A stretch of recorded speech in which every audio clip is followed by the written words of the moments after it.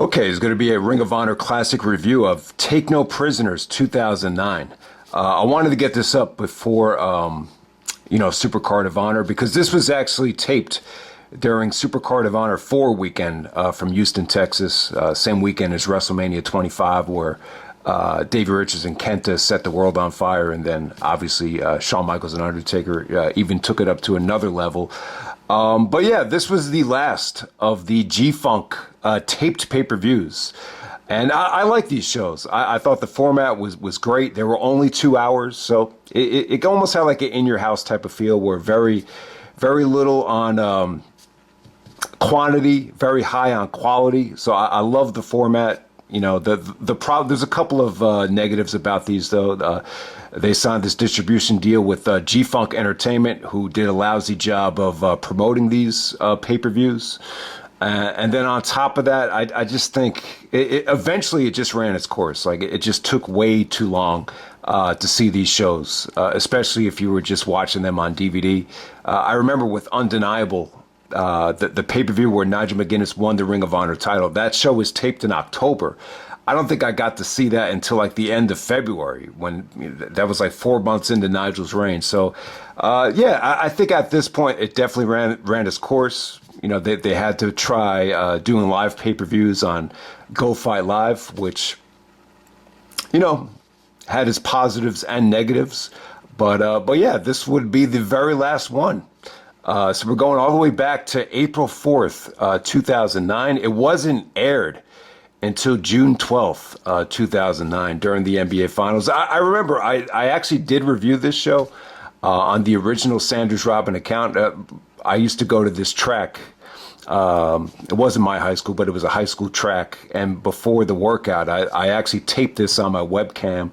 So if anyone can find it, I'm sure some of the sites that have the older videos are not safe, but it's probably on the internet somewhere. So that was during the that account actually got shut down because of Ring of Honor promos and a whole bunch of. I was just uploading anything at the time. I didn't even say to myself, oh man, we're gonna get suspended, or the account is gonna be. I didn't even think about it at that time. I just uploaded like anything when you go back to 2009. But yeah, so the attendance was 2,700. Wow.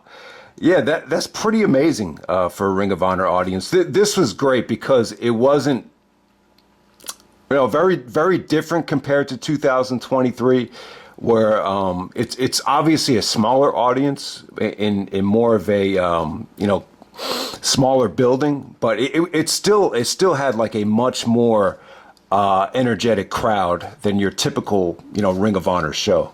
This is even more of an attendance than some of the shows that they were running at the Grand Ballroom at the time. So let's get right down to it. So if you haven't seen the show, definitely check out the main event. The main event is probably the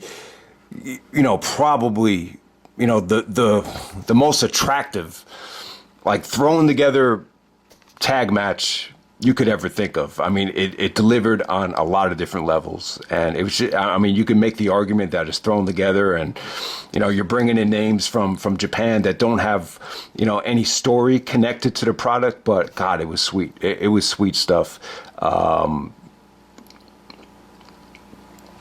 So let's get right down to it. First match tonight, we got Colt Cabana taking on Ace Steel. A lot of history there. Obviously, Ace Steel trained Colt Cabana and CM Punk.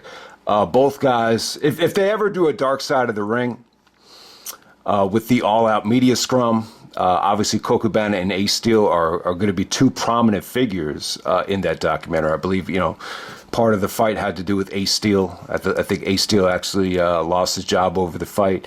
And then, I just want to put it out there. Like, I would definitely, like, for Cabana's sake, I'm a big fan of Colt Cabana. I would agree. There are times where he's been tough to book and really tough to get behind. Jim Cornette had this saying, funny doesn't make money. I don't exactly feel that way, but I could understand it if some people feel that way about Colt Cabana from time to time. But I would just like to see, for Colt Cabana's sake, a CM Punk feud. You're always going to say to yourself, man, what could have happened? Maybe it's a little bit too late in the game to expect anything out of Cabana, but it'll be just nice to see him do something with some kind of story behind it in AEW down the road, but we'll see what happens there. But yeah, this was kind of like a wrestling school match right here. This was just a way to kind of, Cabana had just come back to the company. He just wanted to, get a feel-good victory. Really nothing more to say about it. At this time, Cabana was wearing like these janitor outfits, and he had professional wrestler as like the tag on it. He was cutting promos like, I'm not an entertainer, I'm a professional wrestler. So this was, just kind of a way of incorporating Colt Cabana back to the Ring of Honor roster. Next up, we got El Generico and Kevin Steen teaming up with Jay Briscoe. I think Mark was injured here, so that makes sense. So El Generico, Kevin Steen, Jay Briscoe, and Magno. Obviously, this had a lot of international talent on it. Magno's actually a luchador. And yeah, I mean, this feels a little bit thrown together. So they're taking on Sweet and Sour Incorporated of the American Wolves, Davey and Eddie teaming up with Chris Hero. This was during Chris Hero's slimmer days. I thought Hero looked great here. And they're teaming up with Incognito. So Magno and Incognito, I don't know what promotion they're from, but they're obviously from Mexico. They're obviously, either from AAA or CMLL. They're obviously luchadors. So it feels a little bit thrown together. You don't have too much time for this pay-per-view. I thought both of those guys looked great. But at the same time, if you're a casual fan just ordering the pay-per-view, you're probably saying to yourself, why are these American guys teaming with these luchadors? It just doesn't make a lot of sense. But no matter how you look at it, I thought the match was fun. They're definitely building towards the Wolves and Steen and Generico here.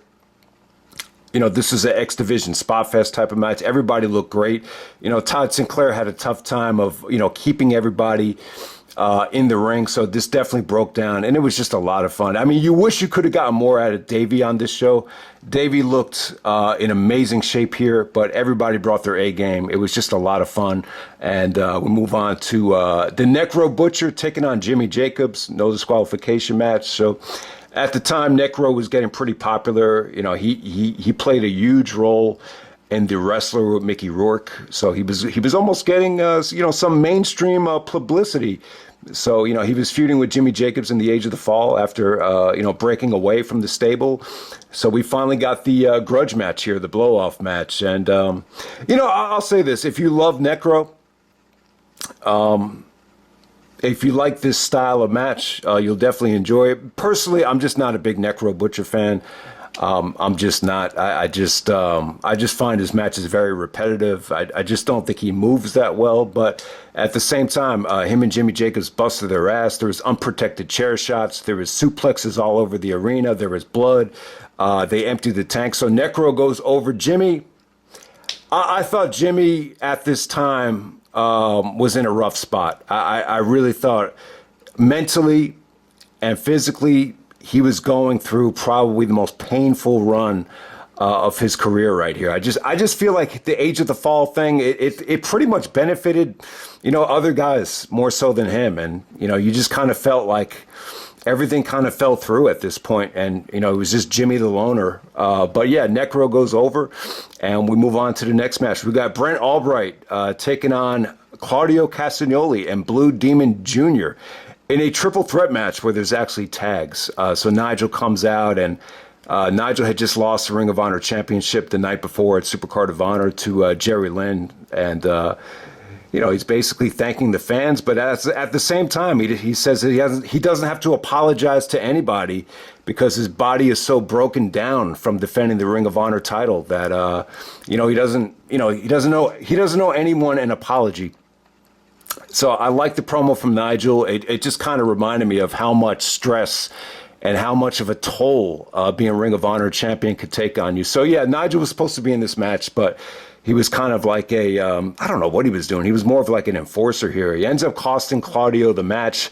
I don't know. I really thought this was just kind of weird. This probably would have worked a little bit better as a tag match, but the whole, I don't know what they were going for here with, a triple threat tag. I never seen anything like it. The only thing that was pretty memorable here was Brent Albright. I thought Albright looked great. and he's able to put Claudio away with the help of Nigel. You know, a lot of these matches, and this was one of them, it just felt like it could have been, you know, on HDNet or on television. All right, next up we have Roderick Strong taking on Alex Koslov. I thought this was good.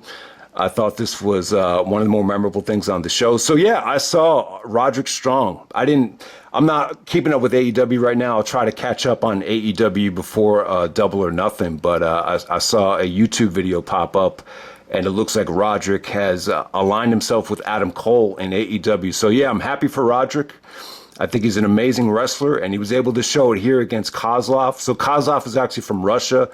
And, you know, they brought in a nice little mix of talent from all over the world on this show. I mean, some of the Lucha guys from the NWA, you know, didn't really work for me, but you can't argue with the variety here. So, yeah, Strong and Koslov, they had a short match, but it was good, though, man. You know, Koslov busted out a surfboard on the ropes, which is pretty nasty. Some really, really good kicks from Koslov. But Strong was just awesome here. You know, you saw Strong really kind of, you know, transform his body here. He was leaner, he was quicker. You know, the kicks were just a little bit more sudden. And yeah, good execution from Roderick Strong. I thought he was great here.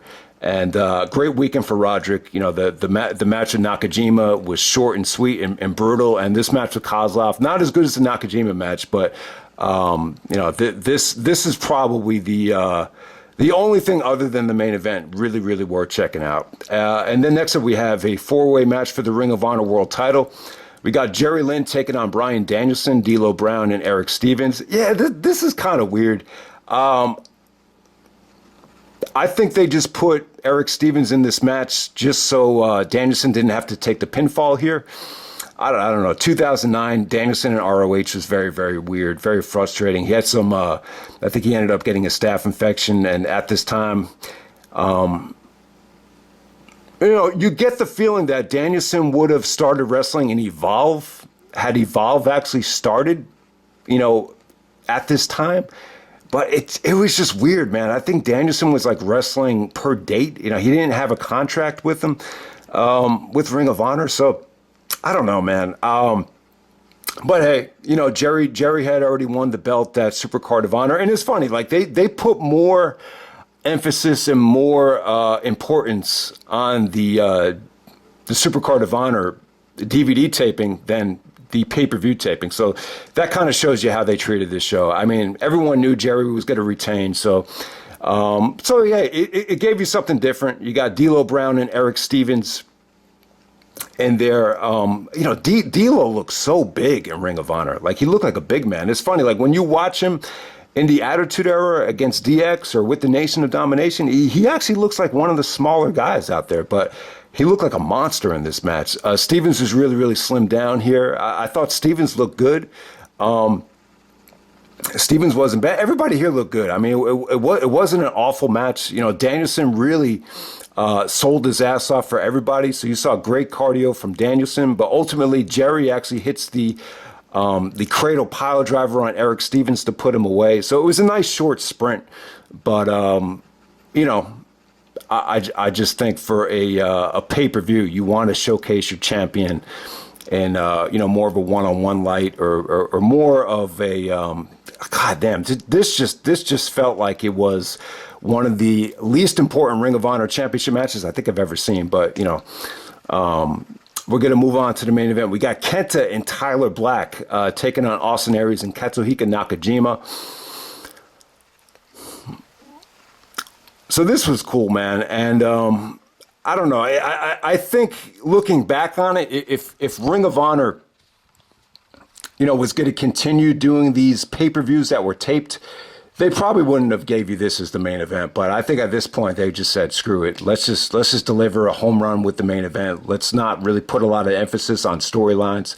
But I thought this was great, though. So, you know, Kenta and Nakajima were tearing it up in Pro Wrestling Noah at the time. And I think the first match was actually at Kensuke office, which was Kensuke Sasaki's promotion. And, he was really pushing Nakajima as like his main wrestler, his up and coming young star. So they had a classic match. I think it was February 11th at Kensuke office. And then they had the rematch in Pro Wrestling Noah. I believe that was on March 3rd in Noah. And, you would have loved to seen the rubber match at Final Battle. And it's funny, like when I look at this match right here, I'm just like, man, that could have been such an awesome double main event. You do Kenta and Nakajima, and then you do Tyler Black and Austin Aries without the 60-minute time limit. And I thought that would have been an amazing double main event for Final Battle. But, as just a random tag, a throwaway tag match with no title on the line, no storylines. This was just amazing. I mean, I would go back to this probably more often than any other tag match.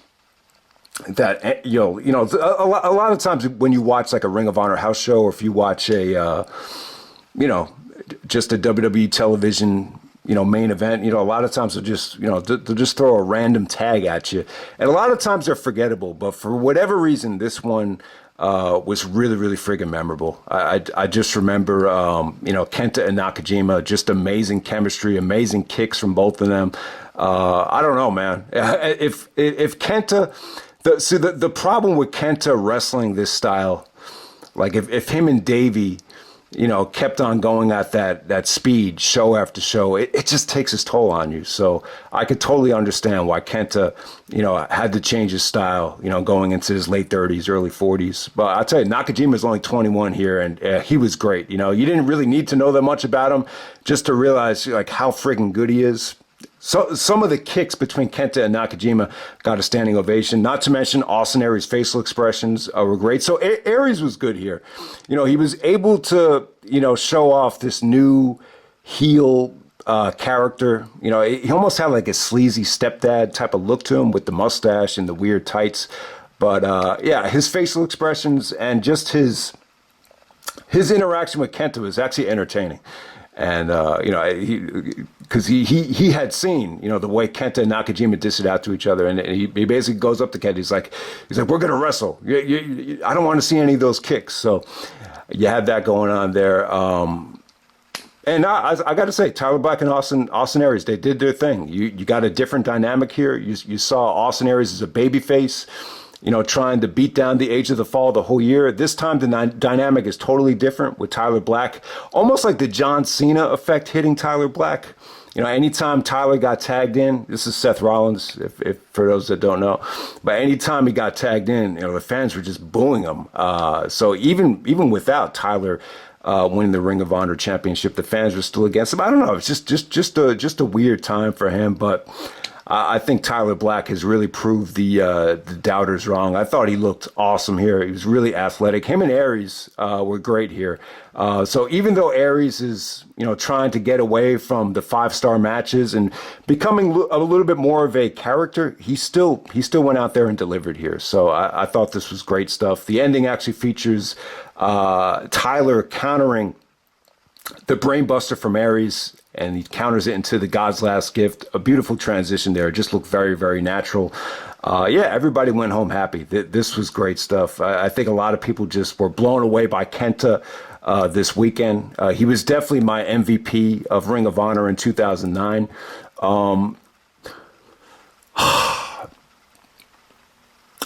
I think you can make the argument that Davey Richards or the American Wolves could get the nod for MVPs of 2009. And it's a shame, because if Kenta had that match with Roderick and Edison, which I ended up going to and it ended up being Delirious as a replacement, and then if he had gotten to wrestle Nakajima at Final Battle, which a lot of people thought was going to happen, there's no doubt about it. Kenta would have been the MVP. I mean, he was a pretty much a mainstay in Ring of Honor in 2009. I mean, there wasn't like a lot of storyline stuff from him, but I just thought, every time he was in the ring, he gave you something special. But there's a price to pay for it, and you definitely understand it looking back on it. So awesome tag match. A lot of people have even kind of, dissected this match and broke it down. It's more than just a great wrestling match. There's some pretty interesting, character dynamics between each and every guy too. And, it just shows you how far Tyler Black has come, from a personality standpoint, and just as a wrestler as well. I mean, if Punk does come back to the WWE, which I think it might be a possibility years down the road if this AEW return kind of flops. There's definitely some real life tension there with, Seth Rollins and Kevin Owens if he wants to go back to that. But, so if you haven't seen it yet, Kenta and Tyler Black had a really, really good match at End of an Age. Kenta had a really good match with Austin, which wasn't as good, but, the Chi-Town Rumble between Kenta and Aries was pretty damn good. And if you haven't seen them yet, check out the Kenta and Nakajima matches from Japan in 2009. They were really, really good as well. But this was really an interesting mix. I don't think I've ever seen, a thrown together tag match that just had no, storyline implications end up being this good. And it was just something special, man. So I love it. I love it, man. I love it when you really, incorporate, just certain guys from other promotions. I'm not a big fan of, sitting through, pro wrestling Noah shows or, Japanese wrestling shows as a whole. But I just love it when you could bring over some international talent from Japan and, bring them in as special attractions. I just think it brings so much depth and so much variety to these shows. So, yeah, I mean, with Take No Prisoners 2009, this is not a great show. It's a great main event, must-see main event. I would definitely say this is, one of the best tag matches in Ring of Honor history. But, the whole show from top to bottom is not great. It's good. There's some good stuff on it, but you definitely could feel that Ring of Honor was throwing in the towel with these, tape pay-per-views.